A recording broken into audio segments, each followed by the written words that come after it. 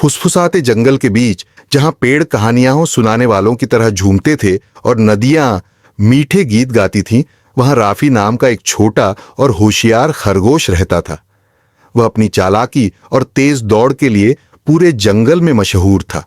वह हमेशा भूखे जानवरों से बच निकलता था।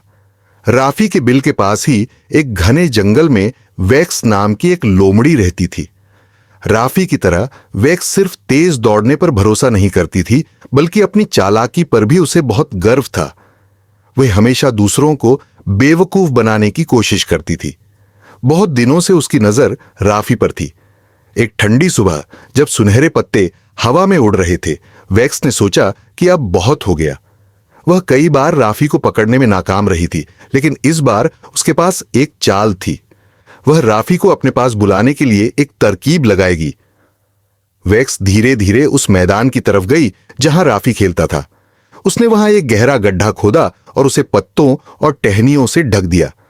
फिर उसने बीच में एक ताजी स्वादिष्ट गाजर रख दी, यह सोचकर कि राफी इसे देखकर रुक नहीं पाएगा। कुछ ही देर में राफी उछलता कूदता वहां आ पहुंचा। उसकी नाक फड़कने लगी और उसने गाजर की खुशबू महसूस की। गाजर की महक बहुत लुभावनी थी, लेकिन राफी बहुत समझदार था। उसने अपने कान फड़फड़ाए और सोचा, कुछ तो गड़बड़ है। वह गाजर के चारों तरफ घूमकर जमीन को ध्यान से देखने लगा। फिर उसने हल्की मुस्कान दी और कहा, अच्छी कोशिश थी वैक्स।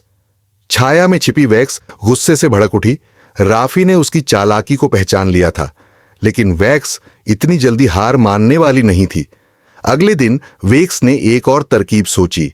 इस बार उसने खुद को एक बूढ़ी और घायल लोमड़ी जैसा बना लिया और खरगोश के पास कराहते हुए पहुंची। ओ प्यारे राफी, उसने धीरे से कहा, मैं बहुत कमजोर और भूखी हूं। मेरे अंदर अब शिकार करने की ताकत नहीं है। क्या तुम मेरी मदद करोगे? राफी ने सिर टेढ़ा किया और सोचा। वैक्स की बात सच लग रही थी, लेकिन राफी जानता था कि उस पर भरोसा नहीं किया जा सकता। उसने सोचा कि क्यों न चालाकी से काम लिया जाए।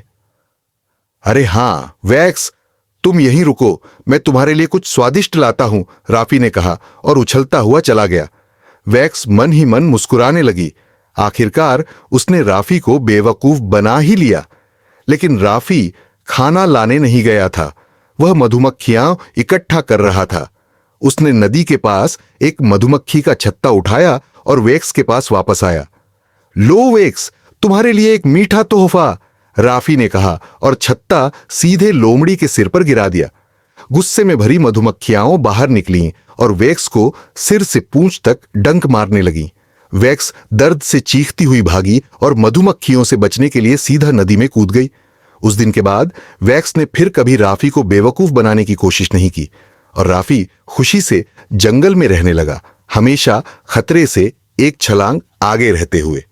इस तरह होशियार खरगोश फिर जीत गया, यह साबित करते हुए कि चालाकी हमेशा बुरी योजनाओं से बेहतर होती है।